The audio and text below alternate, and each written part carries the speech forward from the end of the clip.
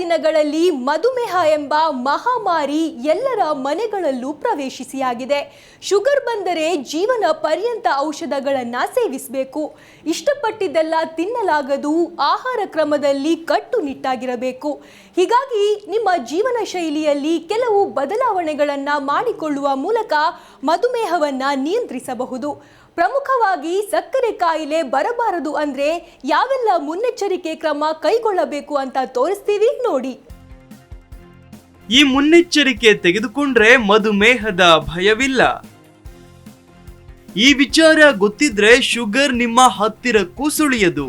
ಇತ್ತೀಚಿನ ದಿನಗಳಲ್ಲಿ ಮಧುಮೇಹ ಎಂಬ ಮಹಾಮಾರಿ ಎಲ್ಲರ ಮನೆಗಳಲ್ಲೂ ಪ್ರವೇಶಿಸಿಯಾಗಿದೆ. ಶುಗರ್ ಬಂದ್ರೆ ಜ್ವರ ಬಂದಂತೆ ಅಂತ ಜನ ಭಾವಿಸ್ತಾರೆ. ಆದ್ರೆ ಬಂದ ನಂತರ ಈ ರೋಗವನ್ನ ಕಡಿಮೆ ಮಾಡಲು ವಿಪರೀತ ಪ್ರಯತ್ನಗಳನ್ನ ಮಾಡಬೇಕಾಗತ್ತೆ. ಜೀವನ ಪರ್ಯಂತ ಔಷಧಗಳನ್ನ ಸೇವಿಸಬೇಕು. ಯಾವ ಆಹಾರವನ್ನು ಸರಿಯಾಗಿ ತಿನ್ನಲು ಆಗೋದಿಲ್ಲ. ನಿಮ್ಮ ಆಹಾರ ಕ್ರಮವನ್ನ ಕಡ್ಡಾಯವಾಗಿ ತಪ್ಪದೆ ಪಾಲಿಸಲೇಬೇಕು. ಅಲ್ಲೊಂದು ಇಲ್ಲೊಂದು ತುಸು ತಿಂದರೆ ಜೀವ ಬಾಯಿಗೆ ಬರುತ್ತೆ. ಮಧುಮೇಹವು ಹಠಾತ್ ರೋಗವಲ್ಲ.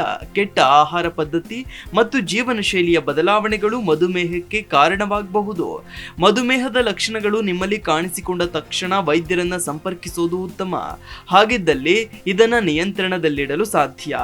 ನಿಮ್ಮ ಜೀವನ ಶೈಲಿಯಲ್ಲಿ ಕೆಲವು ಬದಲಾವಣೆಗಳನ್ನ ಮಾಡಿಕೊಳ್ಳುವ ಮೂಲಕ ಮಧುಮೇಹವನ್ನ ನಿಯಂತ್ರಿಸಬಹುದು. ಆದ್ರೆ ನಾವೀಗ ಮಧುಮೇಹವೇ ಬರದಂತೆ ತಡೆಯುವುದಕ್ಕೆ ಏನ್ ಮುಂಜಾಗ್ರತೆ ಕ್ರಮಗಳನ್ನ ವಹಿಸಬೇಕು ಅಂತ ನೋಡ್ತಾ ಹೋಗೋಣ. ಹೆಚ್ಚಿದ ಹಸಿವು, ಮೂತ್ರದ ಸಮಸ್ಯೆ, ಸುಸ್ತು, ಬಳಲಿಕೆ, ಅತಿಯಾದ ಬಾಯಾರಿಕೆ, ಎಷ್ಟು ತಿಂದರೂ ಹಸಿವಾಗುವುದು, ಕಾಲು ಕೈ ಜೋಮು ಹಿಡಿಯುವುದು, ಮೈಯೆಲ್ಲ ಆಗಾಗ ಕರೆಂಟ್ ಪಾಸ್ ಆದಂತಹ ಕೆಟ್ಟ ಅನುಭವ, ಗಾಯಗೊಂಡರೆ ಬೇಗನೆ ವಾಸಿಯಾಗದೇ ಇರೋದು, ಇವೇ ಮುಂತಾದ ಸಮಸ್ಯೆಗಳು ಮಧುಮೇಹಕ್ಕೆ ಅಂಟಿಕೊಂಡಿರ್ತವೆ. ಅಂದಹಾಗೆ ಮಧುಮೇಹಕ್ಕೆ ತೂಕವು ಕಾರಣ ಅಂತಾರೆ ಆರೋಗ್ಯ ತಜ್ಞರು. ತೂಕ ಹೆಚ್ಚಾಗುವುದರಿಂದ ದೇಹದಲ್ಲಿನ ಕೆಟ್ಟ ಕೊಲೆಸ್ಟ್ರಾಲ್ ಮಟ್ಟ ಮತ್ತು ರಕ್ತದಲ್ಲಿನ ಸಕ್ಕರೆ ಮಟ್ಟ ಹೆಚ್ಚಾಗುತ್ತೆ. ಜೊತೆಗೆ ಜಂಕ್ ಫುಡ್ ಗಳನ್ನ ಹೆಚ್ಚು ತಿನ್ನಬೇಕು ಅನ್ಸುತ್ತೆ. ಹಾಗಾಗಿ ತೂಕವನ್ನ ಯಾವಾಗಲೂ ನಿಯಂತ್ರಣದಲ್ಲಿಟ್ಕೊಳ್ಳಿ. ಇನ್ನು ನೀವು ಸರಿಯಾಗಿ ನಿದ್ದೆ ಮಾಡದಿದ್ರೆ ಮಧುಮೇಹ ಬರೋ ಸಾಧ್ಯತೆಗಳು ತುಂಬಾ ಹೆಚ್ಚು. ಇಂದಿನ ದಿನಗಳಲ್ಲಿ ಅನೇಕರು ರಾತ್ರಿ ಬೇಗನೆ ಮಲಗುವುದಿಲ್ಲ. ಅವರು ಮಧ್ಯರಾತ್ರಿಯವರೆಗೂ ಮೊಬೈಲ್ ಫೋನ್ ಹಾಗೆ ಟಿವಿಯನ್ನ ನೋಡ್ತಾ ಎದ್ದಿರ್ತಾರೆ. ರಾತ್ರಿ 9 ಅಥವಾ 10 ಗಂಟೆಯ ಮೊದಲು ಮಲಗೋರಿಗೆ ಮಧುಮೇಹ ಬರೋ ಅಪಾಯ ಕಡಿಮೆ ಅಂತ ತಜ್ಞರು ಹೇಳ್ತಾರೆ.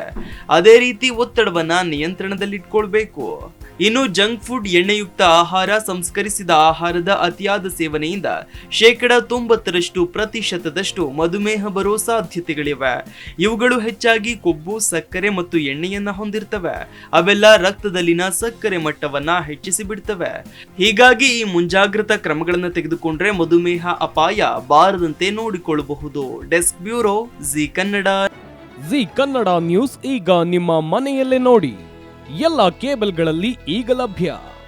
ಸನ್ Direct 292, Jio TV 1334, U Digital 162, city cable 51, GTPL 17, Abhishek cables 821, Rock Line telecommunication 51, Shri Basaveshwara number 60, Vinayaka digital number 53, in digital number 896ರಲ್ಲಿ.